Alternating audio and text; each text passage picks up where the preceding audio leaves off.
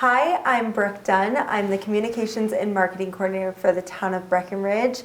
We had a town council meeting on December 10th, and joined with me today to talk about it is Jay Beckerman. How are you today? Fantastic, Brooke. Thank you so much for having me to provide an update on our meeting. Yeah, it was a great meeting and lots of stuff was covered. So let's just jump right into it. Let's talk about our two guests. We had Speaker McCluskey and Senator Roberts. What can you tell us about that?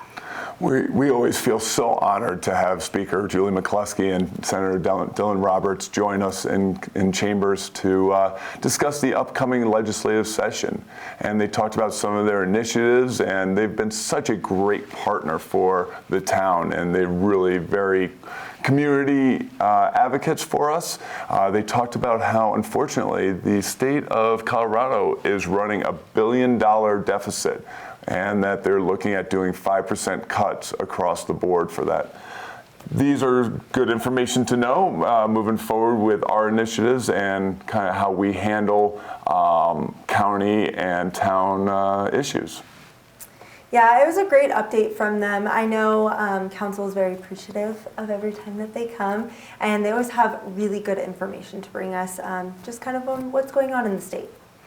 Most certainly. And both Speaker McCluskey and Senator Roberts have leaned on the town of Breckenridge to provide some input down at the Capitol and to really show what rural municipalities are going through at this time. And so we are very appreciative that we have their ear and that they're able to trust us in what's happening in the state's capital. Yes, I think great things are going on in the state, so I can't wait to see where that goes. Let's talk about one of the projects that we have going on a little bit more locally, and that is the Kingdom Park Pavilion. What can you tell us about that? Well, you might remember that last summer we had both fields in Kingdom Park, both the north and south field, turfed, and there was a couple of reasons for that. The sprinkler infrastructure and the grass had deteriorated to a point where it was going to be very costly to our budget to fix those. And the other aspect was that we wanted to get better usage out of those fields. And so after a couple long months of construction on both those fields, we have this beautiful new turf. And in between that, the North and South Kingdom Park fields is this pavilion that has been outdated and had exceeded its useful life. It wasn't very accessible. It had steps that were crumbling and restrooms that were inoperable. So we had a presentation on a next step of how to make this area in between the ball fields better for families, more accessible, and just an overall better experience for our athletes, our youth, and our residents. In addition to making it accessible, they're also putting in some batting cages, which we're really excited about. And it'll give the Summit High School baseball program a home field place to play, which is very exciting for them. So that construction will start in the spring, and we'll be excited to see that. Yeah, that's a big project. A lot of moving parts. I mean, you guys have really thought of everything. Staff has thought of everything. The consultants, everything has been really vetted for this project. It was really well thought out, and the scope of the project, in addition to the accessibility, is to provide new bathrooms and a shade structure, even though it might only get used twice a year. But Right. Well, we do love some shade, right? That's right. Well, great. I can't wait to see that project evolve a little bit more. Let's talk about a new housing project that we have coming up, the Runway Project. What can you tell us? The Runway Project is what is seen by town as the last large lot for workforce housing development. This is the area that is north of Upper Blue Elementary and south of Colorado Mountain College. This area is commonly referred to as Block 11 and has been earmarked as a workforce housing opportunity for decades.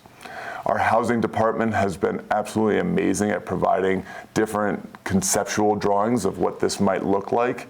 We started out looking at 90 to 100 units, and we were given proposals that take us from 100 to 148 different units. After a really robust discussion with council over the last couple meetings,